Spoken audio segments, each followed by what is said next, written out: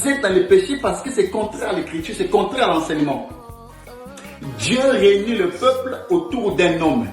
Dieu ne réunit pas le peuple autour de la femme. Souvenez-vous, je suis dans Job chapitre 1. Lorsque les fils de Job organisaient à chaque instant des fêtes, des manifestations, les réunions se tenaient autour de l'homme. Pourtant, il y avait 3 filles. Job avait 7 garçons et 3 filles. Mais nullement on vous dira que les filles avaient organisé le festin. C'était les hommes. Parce que lorsqu'il y a culte, c'est sous la direction de l'homme. Parce qu'il dit faites, dit boire à manger. Dieu amène à manger qui est la parole.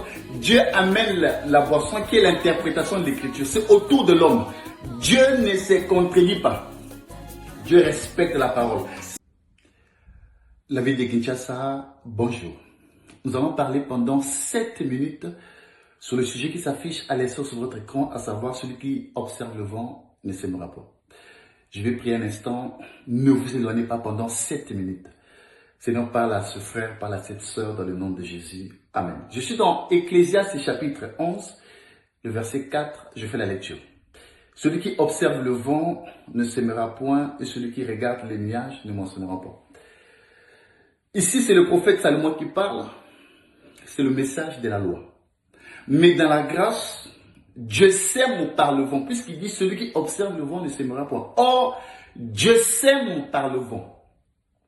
Puisque le vent dans la révélation parle du Fils. Souvenez-vous, dans Jean chapitre 3, le verset 8, Jésus dit à Nicodème, le vent souffle où il veut, tu entends le bruit, tu ne sais d'où il vient ni où il va. Il parlait de lui. Il ne parlait pas du vent quand vous sortez de la rue, vous sortez de votre maison. Il parlait de lui parce que Jésus c'est un vent. C'est lui le vent que Israël ne savait pas d'où il venait. Je suis dans Jean chapitre 9, le verset 29, le peuple dit, Dieu a parlé à Moïse, nous savons d'où vient Moïse, mais celui-ci, nous ne savons d'où il vient, d'où il est. C'est lui le vent que le peuple ne savait pas d'où il venait. C'est encore lui le vent que Israël ne savait pas où il allait. Dans Jean chapitre 7, le verset 34 à 36, Jésus leur dit, vous ne pouvez venir où je serai. Sur quoi il se posait la question, ira-t-il vers ceux qui sont dispersés? Il ne savait non plus où il allait. C'est Christ le vent, c'est Jésus le vent.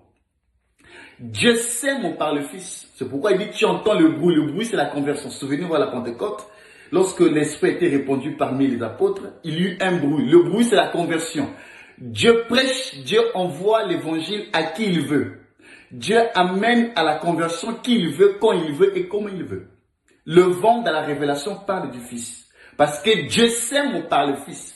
Et de même, quand le cultivateur a la graine, les graines entre ses mains, quand vous semez en terre, quand le cultivateur sème en terre, le vent emporte une partie de la sémence.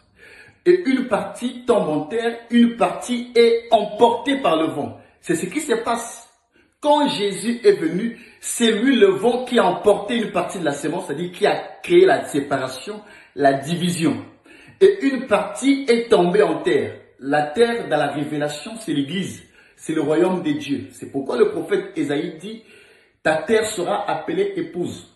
La terre aussi parle d'un vêtement, d'un habit. Ésaïe, chapitre 51, le verset 6, là-bas, dans la révélation, la terre parle du vêtement qui est Jésus. Raison pour laquelle nous sommes entre les mains de Jésus, la main parle de Christ lui-même, le ministre par excellence, pasteur, prophète, docteur, évangéliste et apôtre. Donc Dieu nous prend, Dieu nous donne un vêtement qui parle de l'enseignement. Si vous n'avez pas l'enseignement de Jésus, vous êtes nus. Vous êtes dans le péché. Si là où vous priez, les femmes en prêchent, les femmes se disent pasteur, prophète, docteur, évangéliste, vous êtes dans le péché parce que c'est contraire à l'écriture, c'est contraire à l'enseignement. Dieu réunit le peuple autour d'un homme. Dieu ne réunit pas le peuple autour de la femme. Souvenez-vous, je suis dans Job chapitre 1. Lorsque les fils de Job organisaient à chaque instant des fêtes, des manifestations, les réunions se tenaient autour de l'homme. Pourtant, il y avait 3 filles. Job avait 7 garçons et 3 filles.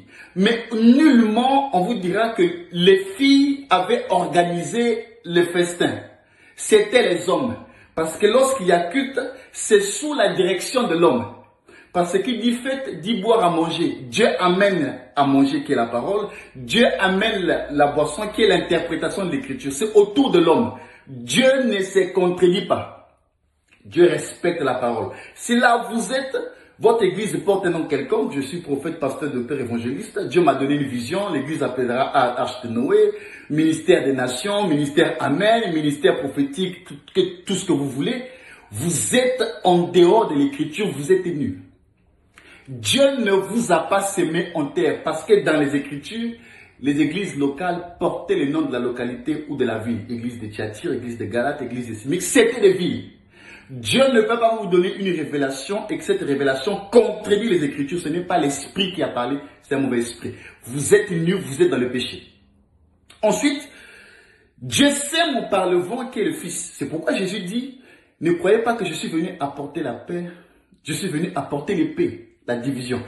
C'est ça, les autres graines qui sont dispersées.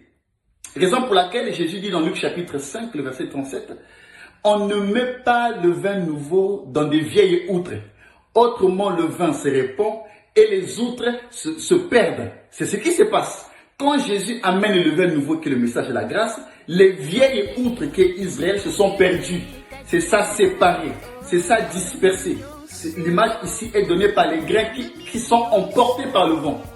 Que Jésus emporte, que Jésus chasse, parce que le message de la grâce vient apporter la séparation, la division.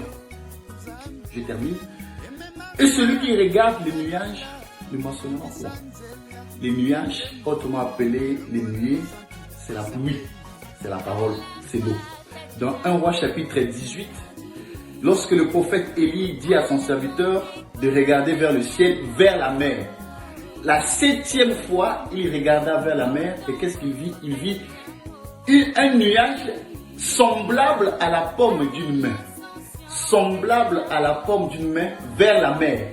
C'était une prophétie annonçant que le Fils, qui est la nuage, qui est les nuées,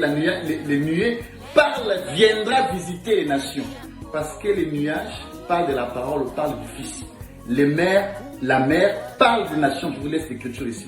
Donc, Dieu annonçait ici, Jésus viendra visiter les gens, les gentils. Donc, Dieu sème par le Fils. Dieu moissonne par le Fils. Parce que quand la pluie vient, demain Dieu viendra moissonner là où il a sémé. Dieu ne moissonne pas là où il n'a pas sémé. Que Dieu vous bénisse. Au nom de Jésus. Amen.